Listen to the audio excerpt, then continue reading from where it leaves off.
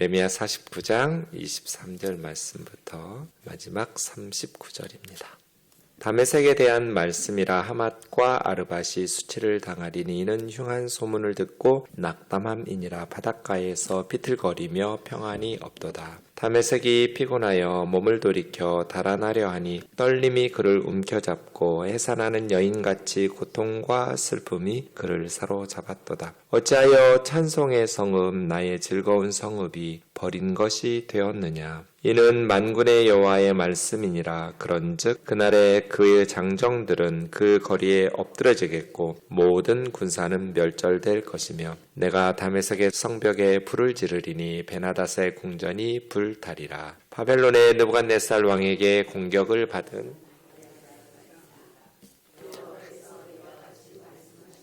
너희는 일어나 게달로 올라가서 동방 자손들을 황폐하게 하라. 너희는 그들의 장막과 양떼를 빼앗으며 휘장과 모든 기구와 낙타를 빼앗아다가 소유로 삼고 그들을 향하여 외치기를 두려움이 사방에 있다 할지니라. 여호와의 말씀이니라. 하솔줌이나 도망하라. 멀리 가서 깊은 곳에 살라. 이는 바벨론의 느부갓네살 왕이 너를 칠 모략과 너를 칠 계책을 세웠습니다. 여호와의 말씀이니라. 너는 일어나 고요하고도 평안히 사는 백성 곧 성문이나 문빗장이 없이 홀로 사는 국민을 치라. 그들의 낙타들은 노략물이 되겠고 그들의 많은 가축은 탈취를 당할 것이라. 내가 그 살적을 깎는 자들을 사면에 훑고 그 재난을 여러 곳에서 오게 하리라. 여호와의 말씀이니라. 하솔은 큰 뱀의 거처가 되어 영원히 황폐하리니 거기 사는 사람이나 그 가운데 머물러 사는 사람이 아무도 없게 되리라 하시니라. 유다왕 시드기야가 즉위한 지 오래지 아니하여서 엘람에 대한 여호와의 말씀이 선지자 예레미야에게 임하여 이르시되 만군의 여호와가 이같이 말하노라. 보라, 내가 엘람의 힘에 으뜸가는 활을 꺾을 것이요 하늘의 사방에서부터 사방 바람을 엘람에 오게 하여 그들을 사방으로 흩으리니 엘람에서 쫓겨난 자가 가지 않는 나라가 없으리라. 여호와의 말씀이니라. 내가 엘람으로 그 원수의 앞 그 생명을 노리는 자의 앞에서 놀라게 할 것이며 내가 재앙 곧 나의 진노를 그들 위에 내릴 것이며 내가 또 그 위에 칼을 보내어 그들을 멸망시키리라. 내가 나의 보좌를 엘람에 주고 왕과 고관들을 그곳에서 멸하리라. 여호와의 말씀이니라. 그러나 말일에 이르러 내가 엘람의 포로를 돌아가게 하리라. 여호와의 말씀이니라. 아멘. 열방에 대한 심판의 말씀들이 계속 이어지고 있습니다. 23절부터 27절까지는 여섯 번째로 다메섹에 대한 말씀입니다. 다메섹은 아람이라는 나라는 시리아입니다. 시리아의 수도가 다메섹입니다. 다마스커스이죠. 지금은 시리아의 대표적인 도시, 아람의 핵심 도시입니다. 그러니 다메섹에 대한 심판은 아람에 대한 심판이라고 말할 수 있겠죠. 헐몬산 동쪽에 아주 기름진 평원 지역에 있습니다. 거기는 또 킹스 하이웨이가 지나가는 무역로여서 이 다메섹은 매우 중요한 교통의 요지이고 무역의 중심 도시여서 번성할 수밖에 없는 그런 도시입니다. 그런데 이 다메섹이 주전 732년에 아수르에게 이렇게 정복을 당합니다. 그러니까 사실은 다메섹에 대한 이 말씀은 한 150여 년 전에 이미 아수르에게 멸망한 상태에서, 그래서 23절에 하맛과 아르밧이 수치를 당하리니 이렇게 미래형으로 되어 있는데 많은 성경에서는 이미 멸망을 당했기 때문에 예레미야가 사역하기 훨씬 태어나기도 전에 멸망당해서 이미 수치를 당하였으니 이렇게 번역하는 성경도 많습니다. 어쨌든 다메섹에 대한 말씀이고, 하맛과 아르밧, 하맛은 이 아람의 중부 지역의 핵심 도시이고 아르밧은 북부 지역의 핵심 도시입니다. 그러니까 다메섹, 하맛, 아르밧, 이것이 다 아람, 시리아에 대한 말씀이겠죠. 흉한 소문을 듣고 낙담함이니라. 흉한 소문은 이제 적군이 쳐들어온다는 소문을 아람 사람들이 듣고 낙담했다라는, 무구라는 말은 녹아내리다. 적군이 쳐들어온다는 흉한 소문을 듣고 아람 사람들의 마음이 녹아내렸다. 이렇게 번역해야겠죠. 바닷가에서 비틀거린다라는 것은 바닷물이 출렁이는 그런 모습을 연상합니다. 그래서 출렁이는 바닷물처럼, 그렇게 잔잔하지 않는 흔들리는 바닷물처럼 그들이 비틀거리며 평안이 없도다. 불안해하고 있는 것이죠. 다메섹이 피곤하여 기가 죽은 거죠.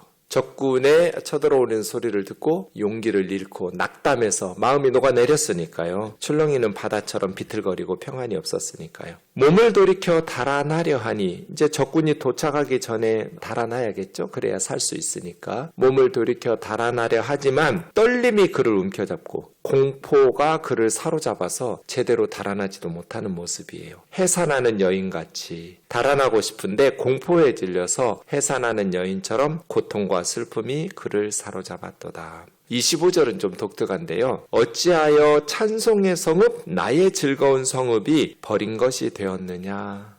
다메섹은 하나님을 기쁘시게 하는 성읍이었다는 거예요. 나의 즐거운 성읍, 하나님께서 기뻐하시던 성읍, 하나님을 기쁘시게 하는 도시였어요. 여러분, 하나님의 백성들만 하나님을 기쁘시게 하는 거 아니에요. 하나님을 믿지 않는 사람들도 하나님 마음에 합한, 가끔 일본에 대해서는 참 여러 가지 감정이 있는데요. 개인적으로 보면 일본 사람들 한 사람 한 사람은 정말 정직하고 부지런하고 우리가 본받을 점이 참 많잖아요. 국가적으로 일본이라는 나라는 정말 악한 일들을 많이 역사 가운데 범죄 국가인데, 개인적으로 일본 사람들 중에는 참 정직하고 진실하고 또 남에게 피해를 주지 않으려고 친절하고 이런 모습들 속에서 우리가 본받을 것이 많다. 예수 믿는 우리보다, 교회가 많은 한국인들보다 어느 면에서는 우상천지인 일본 사람들이 더 성경적으로 살아가는 모습들 보기도 하죠. 이런 모습들을 보면 구원받고 천국 가는 것이 그들이 어떻게 착하게 선한 행실로가 아니기 때문에 그들이 구원은 받을 수 없겠지만, 예수 그리스도의 십자가의 보혈로 제사함 받고 믿음으로 구원을 받기 때문에 그들이 천국에 갈 수는 없겠지만 하나님의 즐거운 성읍이 될 수 있겠죠. 하나님을 믿지 않는 다메섹 사람들이, 찬송의 성읍이라는 것은 그만큼 자랑거리가 많은 영광스러운 성읍이라는 뜻이고, 나의 즐거운 성읍이라는 것은 하나님에게 기쁨을 주었던 성읍이란 뜻이거든요. 다메섹은 그랬었어요. 자랑할 것이 많은 영광스러운 성읍이었고, 놀랍게도 하나님에게 기쁨을 드리는 하나님의 즐거운 성읍이었어요. 그런데 버림을 받았어요. 버림받은 여인처럼 이제는 누구도 쳐다보지 않는 버림받은 다메섹. 왜요? 하나님 앞에서 더 이상 그들이 기쁨이 되지 못했기 때문이죠. 하나님이 심판하시는 거예요. 27절도 보면 내가 다메섹 성벽에 불을 지르리니, 하나님께서 버리시고 하나님께서 다메섹 성벽에 불을 내리셔서 베나닷의 궁전이 불타리라. 다메섹의 왕들, 아람의 왕들 중에 3명의 이름이 베나닷이거든요. 그러니까 베나닷의 궁전하면 아람의 왕궁을 의미하겠죠. 그렇게 아람의 왕궁이 불타게 되는 것, 다메섹이 타락하게 되고 하나님에게 버림을 받게 되고 그들이 불타게 되는 핵심에는 왕이 있었다는 거죠. 대한민국이 잘 되면 리더가 잘한 거고요. 대한민국이 불타버리면 왕궁, 청와대, 용산부터 불타는 거죠. 리더가 잘못된 거예요. 베나닷의 왕궁이 불사르게 된다는 것은 다메섹의 영적인 타락과 윤리적인 타락과 그 사회적인 부패와 타락으로 말미암아 하나님께 더 이상 기쁨을 드리지 못하고 버림받을 수밖에 없고 심판을 받을 수밖에 없었던 것은 왕궁의 어리석음, 왕궁의 부패와 타락이 핵심적인 책임 요소가 있는 것입니다. 이렇게 다메섹에 대한 말씀이 이어지는데요. 이미 150여 년 전에 멸망한 다메섹에 대해서 하나님께서 다메섹의 멸망은 하나님의 뜻과 계획이었다라는 것이죠. 여기서 우리는 계속 무엇을 알 수 있어요? 하나님을 섬기지 않는 나라들도 하나님께서 다스리신다. 하나님의 뜻과 계획에 의해서 그 땅의 역사가 진행되고 있다. 다메섹이 우상을 섬긴다고 해서 우상의 뜻대로 다메섹의 역사가 결정되는 것이 아니라 하나님의 뜻대로 다메섹의 역사가, 다메섹의 운명이 결정된다는 것이죠. 그래서 하나님을 믿거나 믿지 않거나 이 땅의 모든 역사는, 모든 나라, 모든 개인은 하나님께서 다스리시고 하나님께서 주인이시라는 것이죠. 그래서 하나님 앞에서 바르게 살아야 되는 거예요.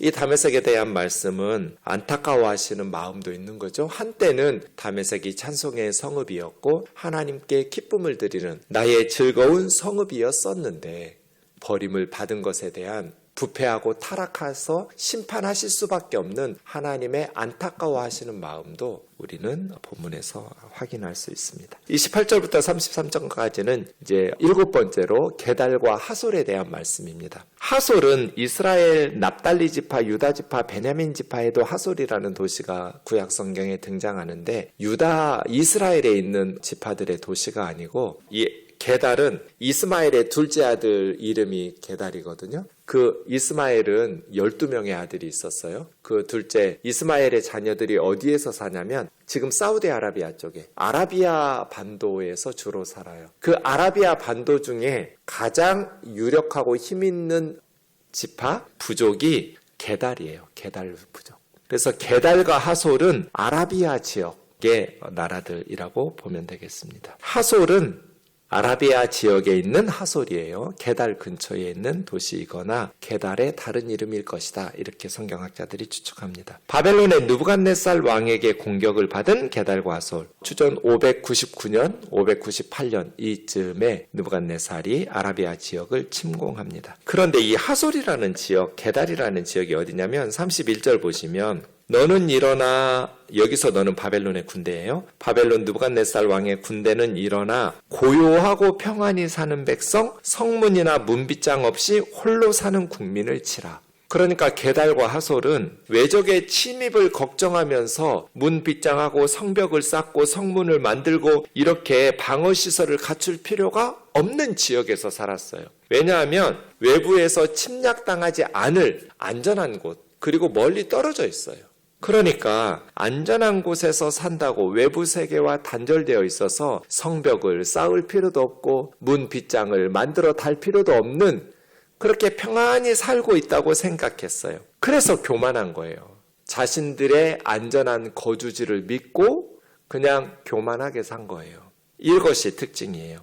다시 위로 올라오셔서 28절 보시면 너희는 일어나 이제 게달과 하솔을 공격하는 적군들이겠죠. 게달로 올라가서 동방 자손들, 아라비아니까 이스라엘을 가나안 땅에서 보면 동쪽이잖아요. 동방 자손들을 황폐하게 하라. 그들의 장막, 삶의 터전이겠죠. 집, 양떼를 빼앗으며. 이 게달은요, 구약 성경에 보면 유명한 목초지로 유명해요. 그대로서 게달의 양무리 하면 아주 유명한 고대의 목축, 목양지입니다. 양떼를 빼앗으며 휘장, 기구, 모든 기구와 낙타를 빼앗아 소유로 삼아라. 게달의 모든 것이 약탈당한다는 것이죠. 그들을 향하여 외치기를 두려움이 사방에 있다. 이 두려움이 사방에 마골 밉삽입이라고 그래요. 마골 공포가 밉삽입 사면에 두려움이 사방에 마골 밉삽입이라고 외쳐라. 그러니까 동서남북 어디로도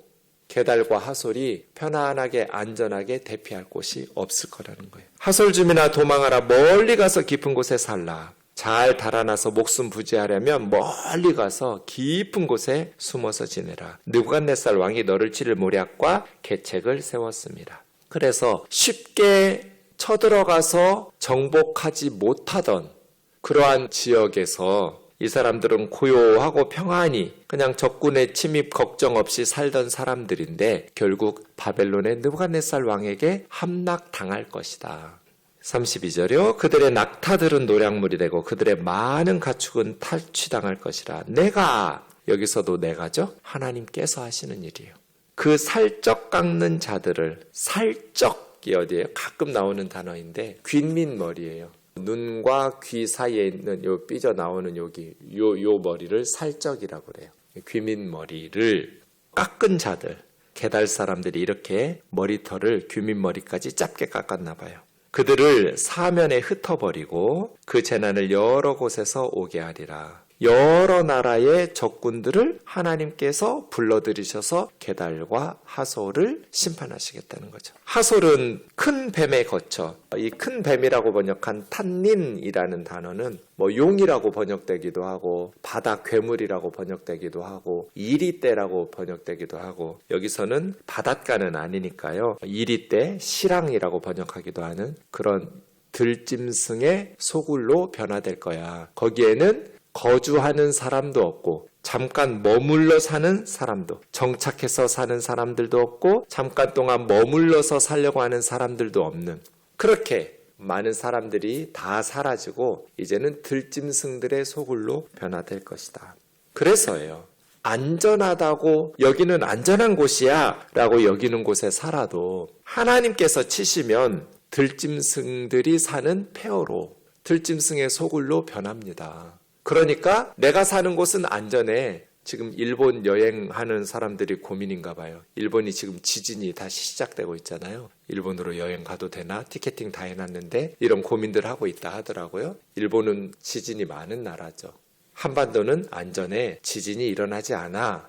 이게 게달과 하솔 사람들과 같은 심리적 상태예요. 안전한 곳에 사니까 우리는 걱정하지 않아도 돼. 안전하지 않아요.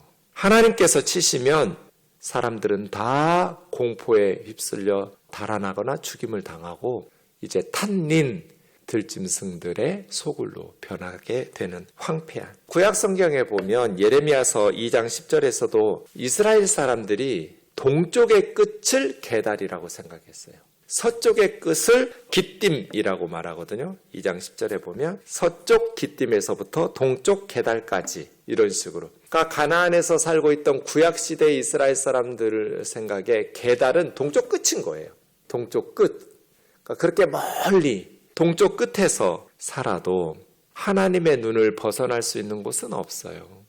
땅 끝에 살아도 하나님께서 다 지켜보고 계시는 거죠. 아무리 먼 곳에서 우리는 안전에 외부 세계와 단절되어 있으니까 평안하게, 아니요. 하나님 앞에서 살아요, 우리는 다. 그래서 역사의 주인은 하나님이시고 하나님이 다스리시지 않는 곳은 없다. 마지막 34절부터 39절은 엘람입니다. 엘람은 셈 함야벳 노아의 아들 셈의 장남의 이름이 엘람입니다. 노아의 아들 셈의 장남 엘람은 수사를 수도로 하는 바벨론 동쪽 지역, 지금 이란의 남서부 지역이 엘람이라는 나라입니다. 아주 큰 나라죠. 엘람도 639년에 아수르에게 멸망을 당했고, 아수르는 바벨론에게, 바벨론은 메대에게, 메대는 페르시아에게 계속해서 정복을 당했던 곳이 엘람입니다. 성경에 보면 이 엘람에서도 사마리아로 아수르가 강제 이주 정책을 펴서 와서 사는 사람들이 있었다. 엘람 사람들은 전 세계로 흩어지게 되는 것이죠. 시드기야가 즉위한 때는 주전 597년이고 시드기야가 즉위한 지 오래지 않아서 엘람에 대한 말씀이 예레미야에게 주셨는데, 보라 내가 엘람에 대해서도 계속 하나님께서 내가 이렇게 말씀하세요. 역사의 주인은 하나님이시죠. 엘람의 힘에 으뜸가는 활을 꺾을 것이요. 엘람의 주력 무기는 활이에요. 활. 고대인들 중에 활에 대해서 가장 탁월한 활 잘 쏘기로 이름난 사람들이 엘람이에요. 엘람이 자랑하는 군대의 힘을 꺾으시겠다는 거죠. 그러면 뭘로 싸우겠어요? 엘람의 핵심 군사력인 궁수들, 활 부대를 무력하게 활을 꺾어버리시니까요. 하늘 사방에서부터 사방 바람에, 보통 이제 적군은 북쪽에서 바람이 불어서 북쪽에서 바벨론에서 온다고 하는데 사방에서 바람이 분다. 이것은 적이 북에서만 오는 것이 아니라 동서남북에서 몰려올 것이라는 거죠. 엘람을 사방으로 흩어버릴 것이니 그들은 이제 고향에서 고국에서 쫓겨나서, 그래서 사마리아까지 온 거죠. 쫓겨난 자가 가지 않은 나라가 없을 것이다. 나라마다 엘람 사람들이 포로가 되어 노예처럼 살게 될 것이다. 여호와의 말씀이니라. 내가 엘람으로 그 원수 앞 생명을 노리는 자 앞에서, 적군들 앞에서겠죠, 놀라게 할 것이다. 엘람 사람들이 적군들 앞에서 두려워서 공포에 떨게 될 것이다. 내가 재한 곧 나의 진노를, 하나님의 진노를 그들 위에 내릴 것이다. 그래서 제가 두 가지만 무서워하면 된다고 그랬잖아요. 죄 짓는 거하고 하나님하고. 하나님 같은 건데요. 하나님은 죄 짓는 것에 대해서 진노하시니까 사람들은 두려워할 필요가 없어요. 이 세상도 걱정할 게 없어요. 하나님만 두려워하면서 살면 돼요. 엘람이 왜 망했어요? 나의 진노를 그들 위에 쏟아내릴 것이다. 하나님의 진노, 하나님의 재앙이죠. 그래서 하나님을 두려워하면서 살아야죠. 죄 짓는 것을 두려워하면서 살아야 돼요. 내가 그 뒤로 칼을 보내며 엘람을 뒤쫓을, 칼은 전쟁이니까요. 엘람을 심판할 적군들을 엘람 뒤에서 쫓아가게 한다는 거예요. 우리 뒤에 하나님의 은혜와 평강이 따라와야지 우리 뒤에 적군이 쫓아오면 되겠어요. 칼이 우리 뒤를 추격하고 뒤쫓으면 안 되겠죠. 그들은 멸망시키리라. 엘람은 멸망당할 것이다. 그런데 38절이 특이해요. 내가 나의 보좌를 엘람에 주고 왕과 고관들을 그곳에서 멸하리라. 그러니까 엘람의 왕과 고관들이 멸하니까 엘람을 다스리던 지배계급, 통치계급은 멸망하는 거죠. 하나님께서 하나님의 재앙, 하나님의 진노로 엘람에 내리게 하셔서 사방의 적군들을 불러들이셔서 엘람을 심판하시는데, 그래서 왕과 고관들은 제거되는데 하나님의 보좌를 엘람에게 준다는 거예요. 하나님의 보좌라는 것은 왕좌를 주시니까 하나님께서 엘람을 직접 다스리시겠다는 거죠. 나의 보좌를 엘람에게 준다? 하나님이 왕으로 엘람을 통치하신다. 이런 뜻이에요. 엘람의 통치 계급, 지배자들은 다 사라질 것이고 나라는 망하겠지만 그 후에 하나님께서 엘람을 직접 다스리시겠다는 말씀을 하시는 거예요. 말일에 이르러 내가 엘람의 포로를 돌아가게 하리라. 포로를 돌아가게 한다는 것은 엘람의 역사가 회복된다는 뜻이죠. 사방에 흩어졌던 엘람의 포로들이 다시 엘람으로 돌아올 수 있도록 엘람의 역사를 회복시키시고 엘람의 운명을 회복시켜서 바꾸시겠다는 거예요. 놀라운 말씀이죠. 38절은. 하나님은 이스라엘만을 다스리지 않아요. 하나님의 보좌가 예루살렘에만 있는 게 아니란 뜻이에요. 다메섹에도, 그리고 엘람에도, 온 열방에 하나님의 보좌를 두시고 하나님께서 이 땅의 모든 나라들을 다스리신다. 하나님은 하나님의 백성들만 다스리시는 것이 아니다. 하나님께서는 엘람에도 하나님의 보좌를 두신다. 이것을 기억해야 돼요. 우리가 늘 한 주간 말씀을 보면서 우리가 자랑하고 의지하던 것들, 엘람의 힘의 으뜸이 되는 활을 꺾으시는 하나님, 우리가 의지하고 자랑하면서 장점으로 내세우는 것들, 어느 순간 하나님께서 꺾으실 날이 있으니까 하나님 의지하면서 살아야지. 내가 쌓아둔 물질 재산이나 내 건강이나 내 지식이나 지위나 권력이나 이러한 것들을 의지하고 자랑하다가 그 힘에 으뜸되는 것이 한순간에 꺾어질 때 후회하지 말고 하나님 의지하면서 겸손하게 하나님 앞에서 살아가는 저와 여러분 되기를 주의 이름으로 축원합니다. 기도하겠습니다. 존귀하신 하나님 아버지, 그 사람들이 자랑했던, 그 안전하다고 여기면서 의지했던 그 교만한 마음들이 그들의 멸망을 초래하게 되었습니다.